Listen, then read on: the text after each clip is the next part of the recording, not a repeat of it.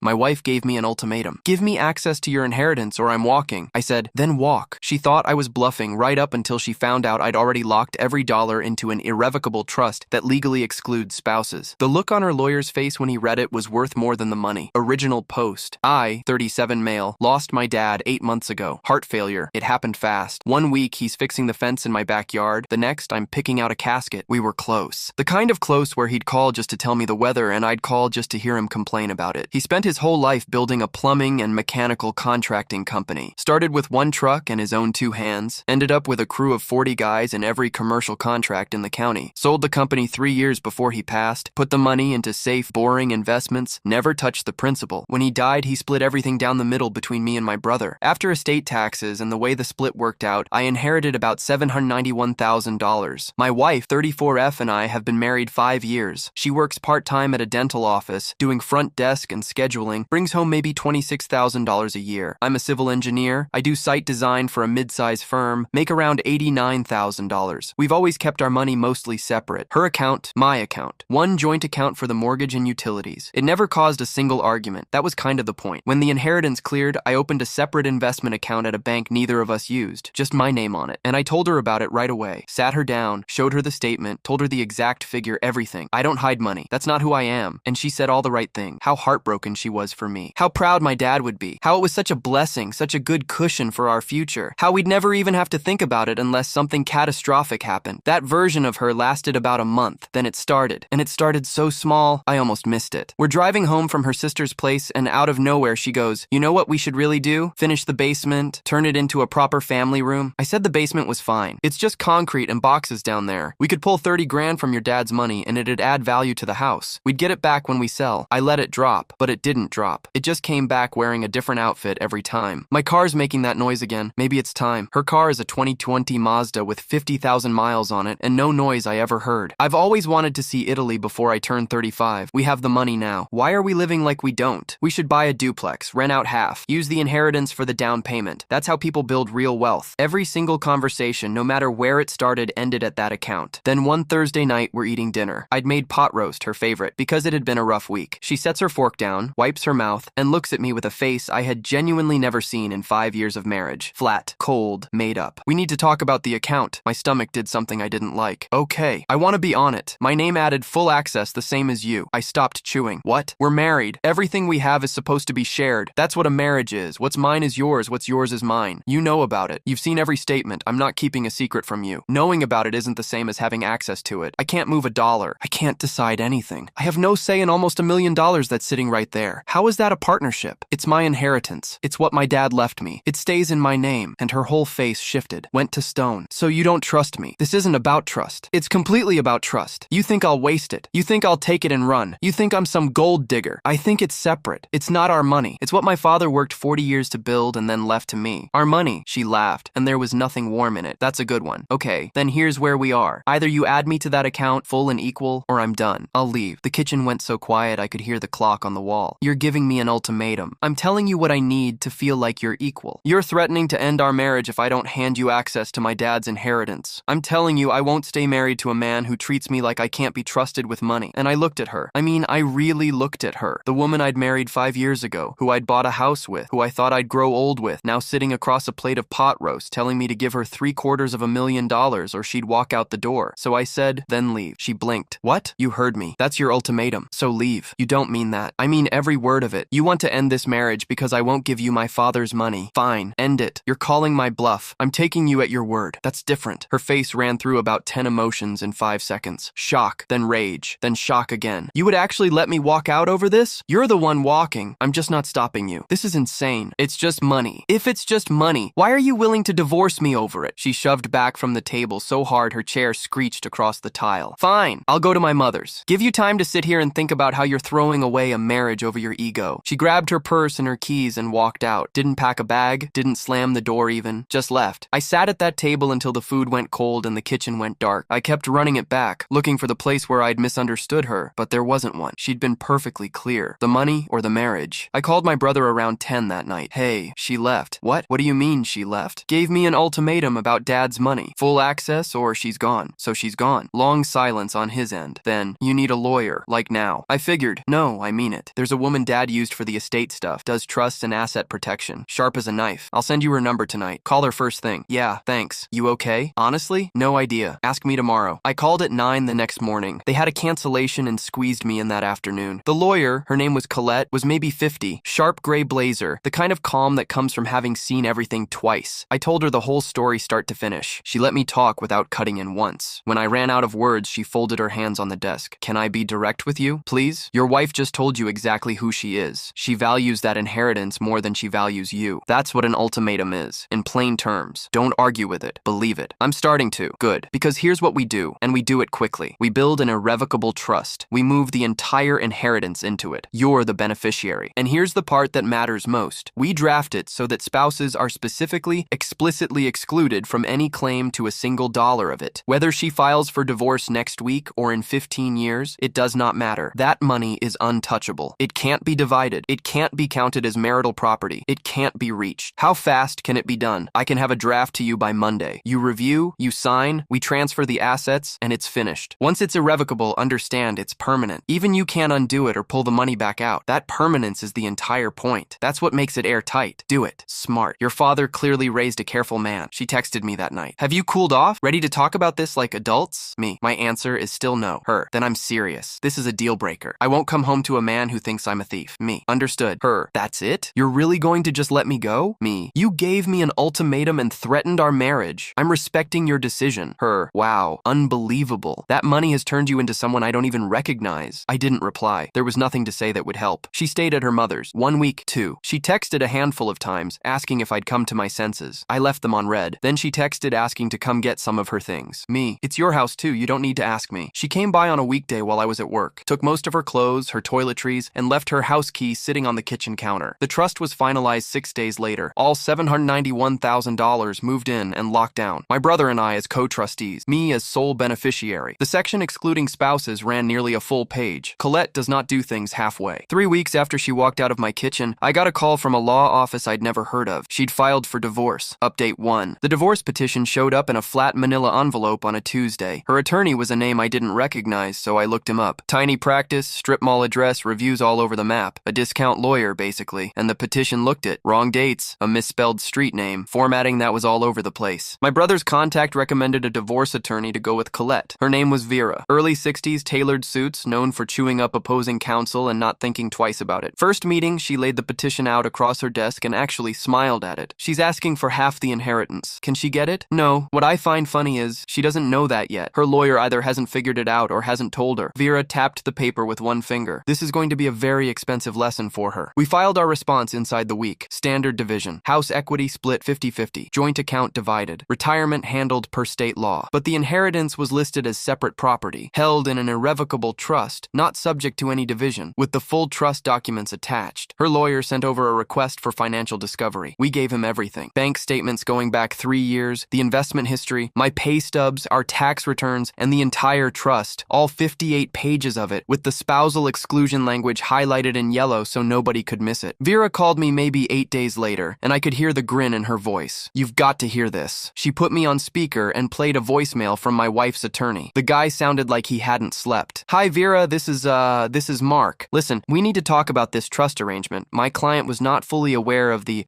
structure here. Can we set up a settlement conference? I really think we can find some common ground on this. Vera was practically laughing. He wants to settle because his client just found out she has zero claim to that money, and he doesn't want to look like the one who let her file thinking she'd get half. What did you tell him? That we would be delighted to sit down and discuss a settlement. The settlement conference was in Vera's conference room. Long table, big windows, a view of the river. My wife showed up with her lawyer, Mark, who looked about 30 and ready to quit law entirely, and behind them, her mother. That's when I knew we were in for a long afternoon. My wife wouldn't look at me. She stared at a spot on the table like eye contact might kill her. Mark started us off. So regarding the trust, this was established after the marriage. During the separation, Vera corrected, gentle as anything. After your client delivered an ultimatum and voluntarily left the marital home. Right, but our position is that these are marital funds and they should be subject to equitable distribution. Vera slid a document across the table. The trust is irrevocable and explicitly excludes spouses from any claim to its assets. The money never entered the marital estate. It's not marital property under any reading of the law. We would argue the trust was created in bad faith, specifically to defraud my client out of assets she has a right to. You're welcome to argue that. You would lose, and you'd lose badly. The trust was established established after your client threatened divorce and abandoned the home. My client was protecting an inheritance, which is his unqualified legal right, from a person who had just made it clear she valued the money more than the marriage. If anything, her ultimatum handed him every reason in the world to protect assets she never had a claim to. My wife finally spoke, and her voice was shaking. That's supposed to be our money. We're married. You filed for divorce, I said, quiet, because you refused to share it. Because you gave me an ultimatum. You didn't have the right to lock it away. Her mother leaned in from the side. He's always been selfish, cold. I told her that from the beginning. Vera raised one hand without even looking over. Let's keep this productive. Here are the facts. The inheritance is not subject to division. Full stop. We're happy to talk about the assets you do have a claim to, the house equity, the joint account. But the trust is not on the table and it never will be. Mark looked at his client. She was going red in the face, that vein standing out on her forehead. This is ridiculous. He's hiding money we're supposed to share. He's protecting an inheritance from someone who threatened to leave him over it, Vera said. There's a meaningful difference. I'm his wife. You're the person who told him the marriage was over unless he handed you money his late father left him. I said, you made your choice. This is what it looks like. She stood up so fast, her chair rolled back and banged the wall. Fine. You want to do it like this? Fine. I want the house. The house has roughly $104,000 in equity, Vera said, completely calm. You're entitled to half. That's $52,000. I don't want money. I want the house. So you're demanding he buy you out or force a sale? Yes. I'd already talked this through with Vera. I'll buy you out. She looked stunned, like she'd been all set for a fight. You'll just give me $52,000. It's your legal half of the equity. Yes. And I want spousal support. Vera picked up her pen. On what grounds? You're employed. Part-time. I only make $26,000. He makes $90,000. That's not fair. You chose part-time work. You're fully capable of full-time employment. The court doesn't fund lifestyle preferences. Mark cleared his throat. We could argue rehabilitative support. Give her time to build up her income. You might get temporary support. A year maybe? Perhaps $400 a month? So you'd spend $5,000 in legal fees chasing under $5,000 in support? Mark looked at his client. She was doing the math. I could see it on her face. He should pay my legal fees. He's got money. No, I said. You have almost $1 million